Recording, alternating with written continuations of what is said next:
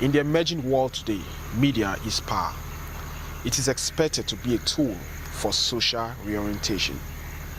Reports on key sectors such as health and security is expected to be treated based on verifiable facts, as if otherwise it could lead to outcome that can affect social security. On 14th August 2017, reports had emerged from the conference state that placed it across all platforms, both national and international. The report, an alleged deadly and mysterious health outbreak that had claimed over 60 lives. What could have happened? Was this a case of people who have been isolated from the society they belonged? How come nobody was able to point to the graves the victims were buried? What about calling the attention of the relevant authorities from the grassroots to the state government level? In this special report you're about to see, one is forced to ask, Kogi mysterious deaths, a conspiracy theory. I am Osa Omo Osa.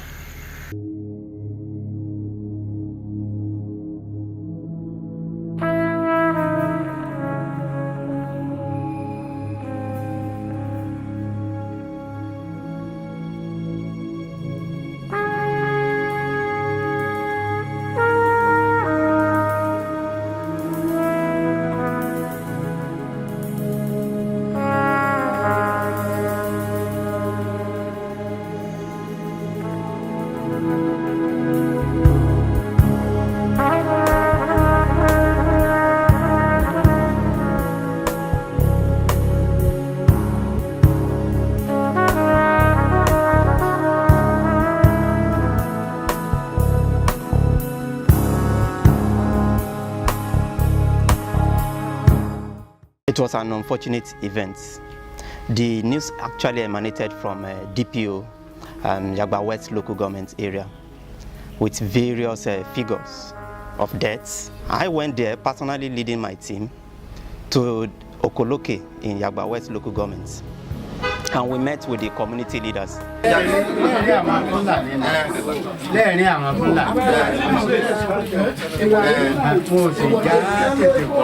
said when did it happen? They didn't allow them to hear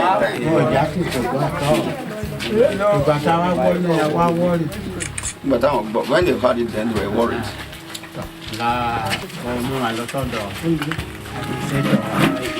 They took them to the administrator, the local government administrator. And the local government administrator. I want to know about no she about the like below so the administrator. I want to complain, but not complain. They got lost the local government administrator. He said the next thing is to ask some of the relations to go to the local government administrator.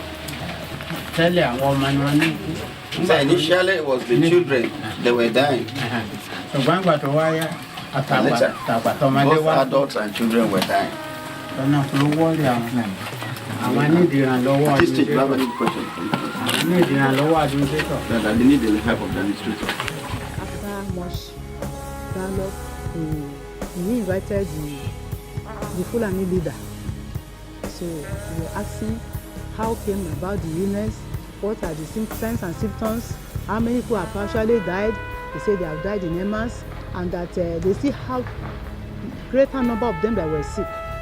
When you kill me, I should When you chill, so Muna Gani Kamai Iska.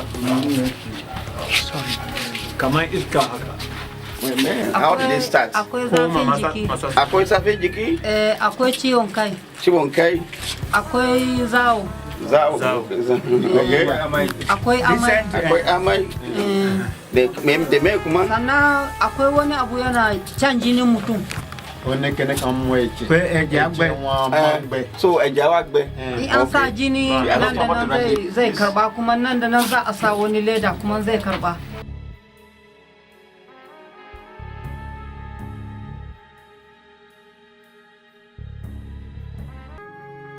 This case of public health importance that we've been tracing from Okoloke. So we were told that we have some of those patients here. We had a patient last week who did not survive. So the patients. We had probably 3. 2 were discharged. 1 came very ill and didn't survive. The child who died was a 2.5-year-old, and we definitely had a positive. He was bleeding. He had a lot of bleeding around, so we tried to make the diagnosis viral hemorrhagic fever. But the Lassa came back negative. So that was reassuring on one hand, but also a little concerning just because we didn't know exactly what was happening. So honestly, the child was here for less than 12 hours. So we didn't have a great, we had a differential, but we never came to a definitive diagnosis. And those ones that didn't die, what were the symptoms you presented with? Yeah, we had 2 different ones. One presented with also a febrile illness, but there was no bleeding component. An adult?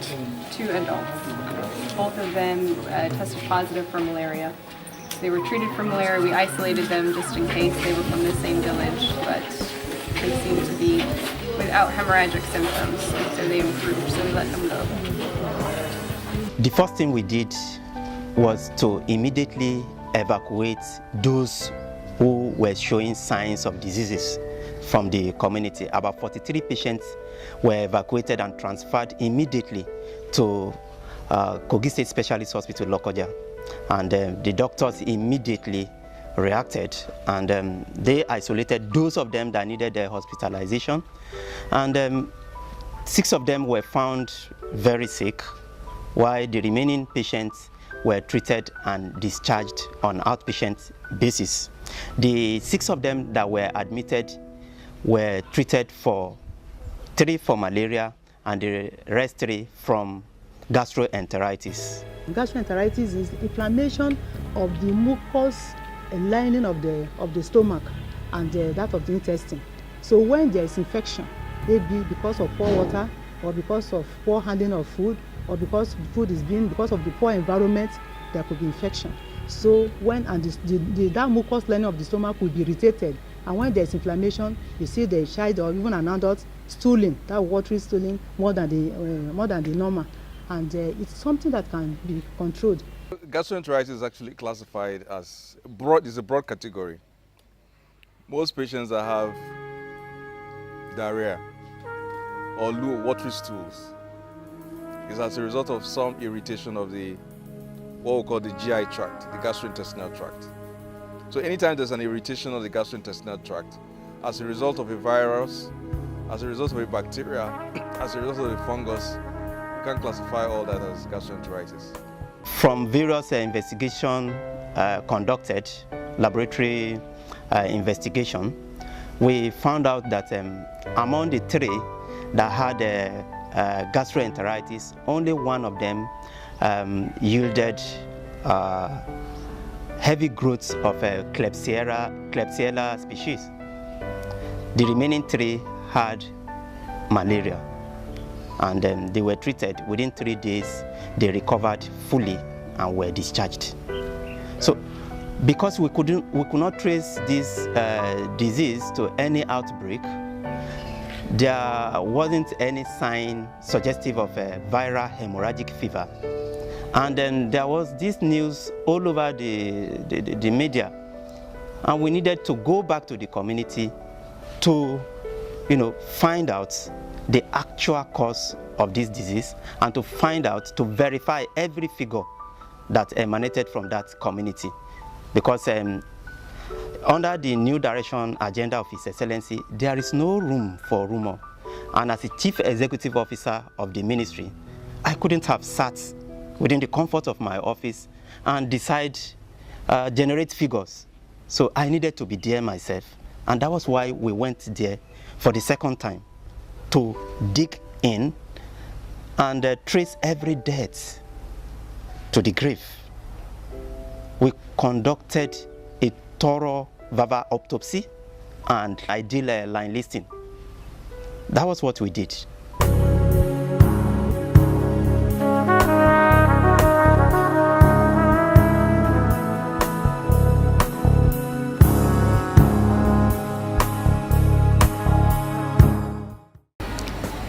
Incidentally, the governor of the state had actually planned to go to Yagbawa that particular day, but because of some pressing national issues, the area commissioner and the rapid response team had to move to Yagba West, and then to carry out an assessment house to house of those far-flung communities, since the last time we told them was just to move their patients down. We felt that this time around we should comb the communities and ascertain if there was any ongoing illness or epidemic going on. So as we are approaching the palace, somebody just presented a list, physical sheets, and said, you people don't have to go to the forest again. We have collected their numbers, and we have as many people that have died. In fact, the paper reads, I have the paper with me, the paper reads the list of the dead people. So we saw family by family, they just say household, name of household, they will itemize 5, 6, 10, just like that. Then we said, this is not what we've come for. We have come for a mission. The mission is that we are going to the forest. We want to see there, we want to identify this list they are giving to us. So we're not spending time here again, we're going straight to the village. Which village? The bush? There's the village. Why you not here? Incidents.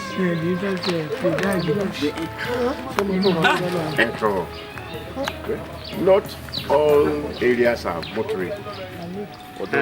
Okay, maybe some areas like the Guinea view. Where did you get this figure from? Okay. You can only go. The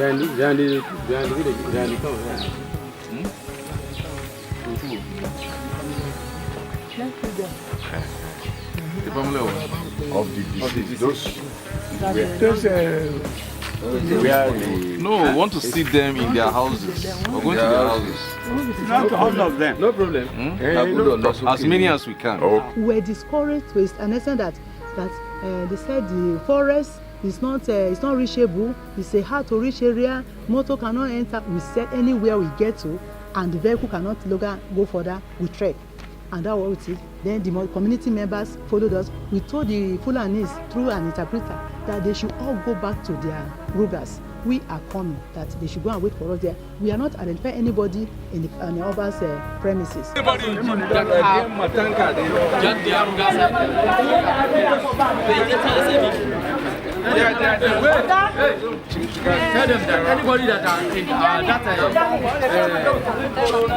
We didn't think that we could rely on information from the officials of the local government, because we wanted to data validity, wanted institutional body, we're getting the correct picture from the households. So we collapsed ourselves into one team. I was now heading that team, and we went from one settlement to the other.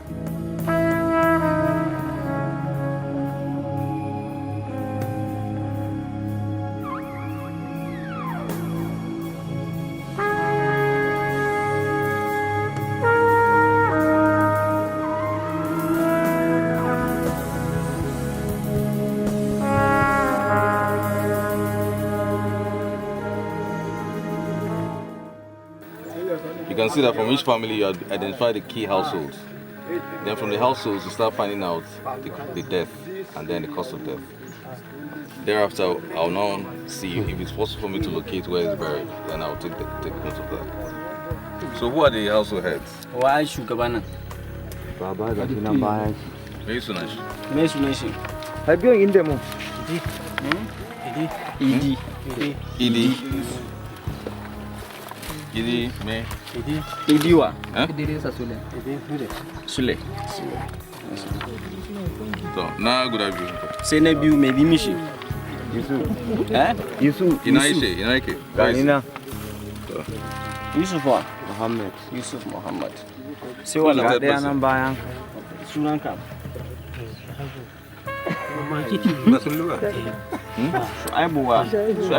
Okay, please. In his own house. Did he lose anybody? No, recently in the last okay, his grandchildren. The wife of one of his son and his grandchildren. When did they get skin? Na farkon ko na biyun ko na ukun. The first person. The wife of the first person. And his grandson. Abubakar's wife. Abubakar's wife, yes, sir. And his grandson now? And his... Okay. The mother of this little boy. Huh? The mother of this little one.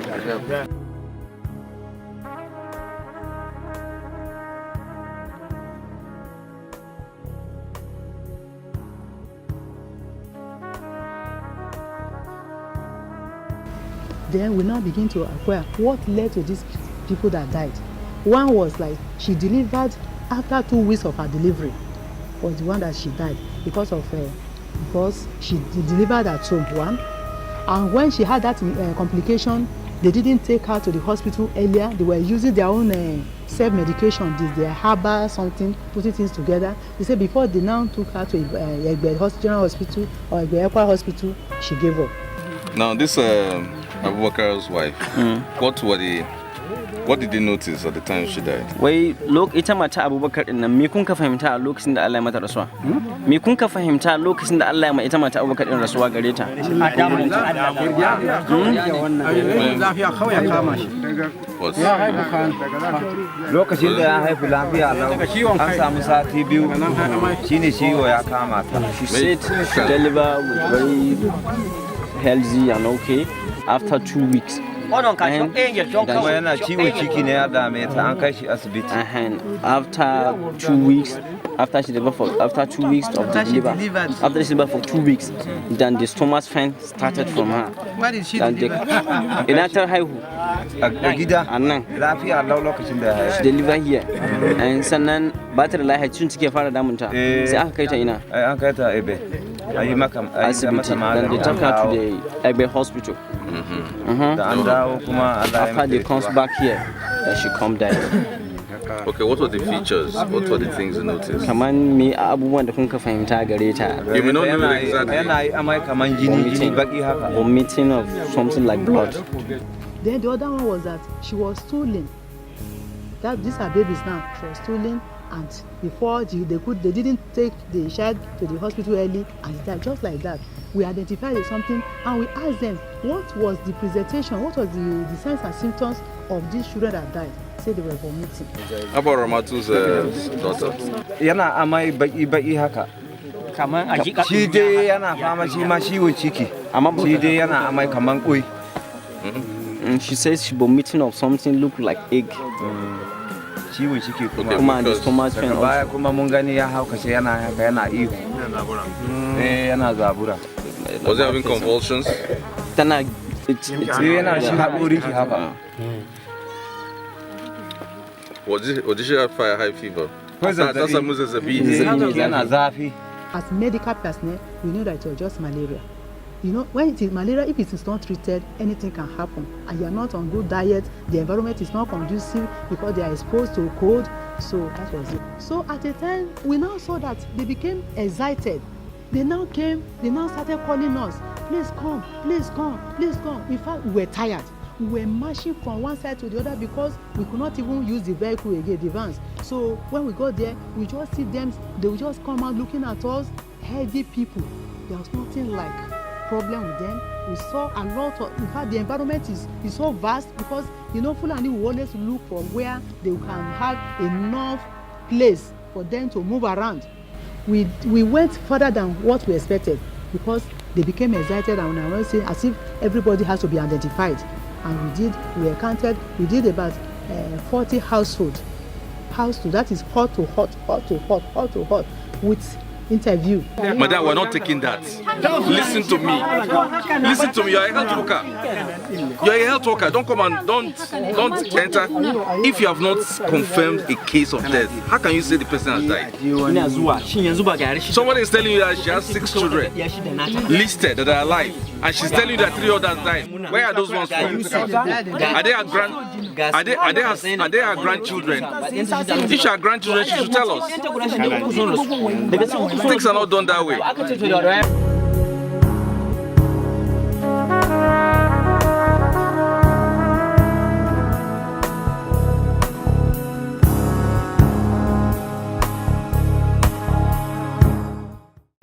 In total, we visited 6 settlements and interviewed 40 households. And in those 40 households, we picked out 28 children. And out of the 228 children, it was recorded that 19 of them had died between the months of July and August. And in all those houses we went to, we specifically inquired about the symptoms of viral hemorrhagic fever. And none of those houses gave us any of the classical features of viral hemorrhagic fever. From the verbal autopsy and line listing, we were only able to confirm 19 deaths in all the 6 villages in Okoloke and its environ. 19 deaths. 14 of them adults. Among these, 9 of them were male, 5 female, 5 children, 2 male and 3 female children. It's so pathetic that people that are supposed to work with us, they were going telling us that that place is far. Oh. In fact, motor cannot reach there. Oh. Hey, have you shattered the machine? Let them hire machine. Oh. It is motorcycle that can reach there. Oh. In fact, there is a big river that separates the community from that separate the Okoloke from the Isolesa. We say we are going. We are used to it. We can reach there. My brother, it didn't take us 10 minutes. We got to the next village. That is Isolesa. We got to the traditional ruler's palace. The main reason why we're here is that we got a report in Lokoja from the DPO of Egbe saying that there were multiple deaths in tens, 20, 40, 60 people. Exactly. Said, in fact, he was surprised, and up to now, it's like an embarrassment that he traveled out of his community. That people keep on calling him, even from US. What are you doing outside when the community is on fire? There is outbreak of a strange. He said, He called these people, and they said they are just getting the rumor too. It's not happening. So eventually, when he now came, he assembled the Fulani community. What is it that is wrong? Nothing. That he said there was no outbreak, and that is the place they said they recorded 50 deaths. He said what he noticed was that when the fever comes, like which of them, the 2 cases or the ones that died? He said the fever that are disturbing their people now. So sometimes when it will start today, tomorrow there won't be anything. Next tomorrow when it starts, then there will be back at here. Then there will be weak. The body will be very weak and restless. He said that is the nature of that fever. And most of them, when they give them treatment, they eat to the treatment. They get well. But when this guy comes, I must make a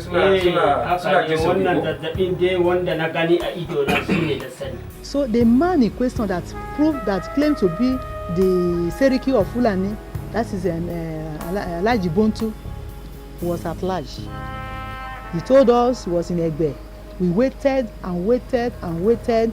While we are waiting, we said, okay, let us just get to the border. We drove to the border. That was the time the WHO man came to us. We drove to the border, we got to the border, but we didn't see the river. Neither did we see any place that was that was hard to reach. We got there, we put the soundboard that has even fallen down, we took it up. That is goodbye to Isoluesa or welcome to Kwara State. We did it like that, just to make, at least to put a mark there. By Monday morning, something occurred to us that there was a need for us to find out the chief informant, that is the superintendent of police who gave the report in the first place. On getting to his office, he was irritable, and he told us that we hadn't visited the community that had the news, and we were taken aback. You listed Okoloke, Okoron, and Isalosa in your report, and we have visited those communities. So if there was any doubt, give us the informants that gave you those information. So the next thing, we got into his van and went to a nearby mosque.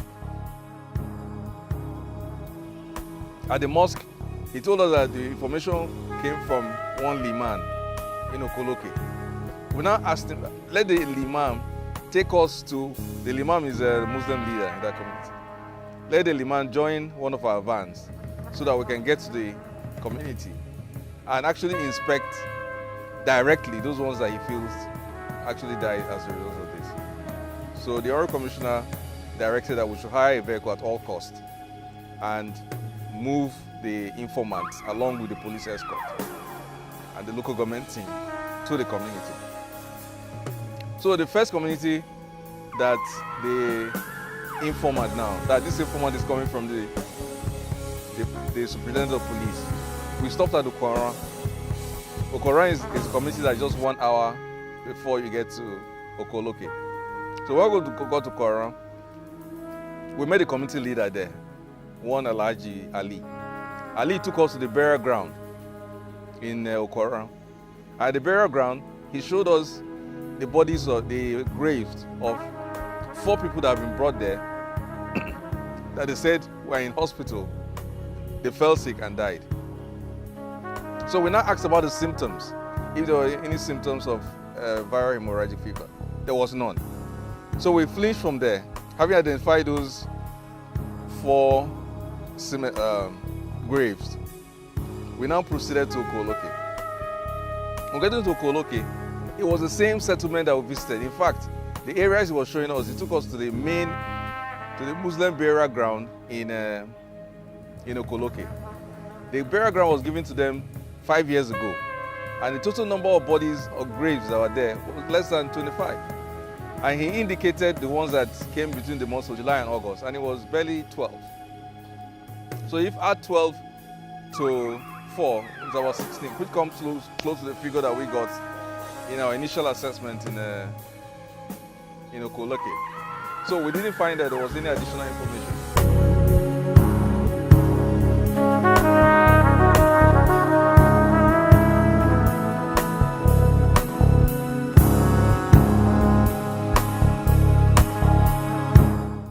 It's important to state categorically that these deaths occur within the last 2 months, 8 weeks.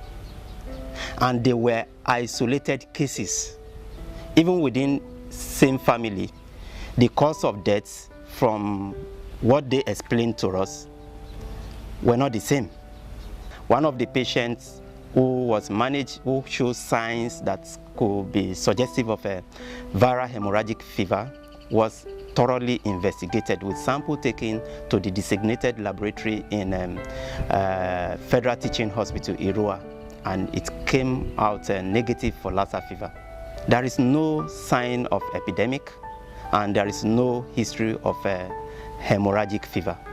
So my conclusion is that there was actually no outbreak, and it was just a media hype that was generated from the office of the Superintendent of Police of Egbe. The social media is causing a lot of havoc, in the sense that is why most of the time when I receive messages from my WhatsApp, I try to decode. I try to see, it's not every message I receive I forward to people. At times I delete, because so many things are happening that are not happening. And this is the root of the problem we have in this country. We believe in false falsification. People just sit down in their comfort zone and begin to falsify things. I want to appreciate His Excellency Alhaji Ayabelo, the Executive Governor of Kogi State, for the role he has played. When the news got to him, as a compassionate leader that he has always been, he couldn't sleep. He gave us ultimatum to quickly go there and investigate, and you know this will not be possible without proper funding. The fund was released immediately, and all the patients that were evacuated from Okoloke community and its environment to Lokoja for proper treatment were treated at no cost.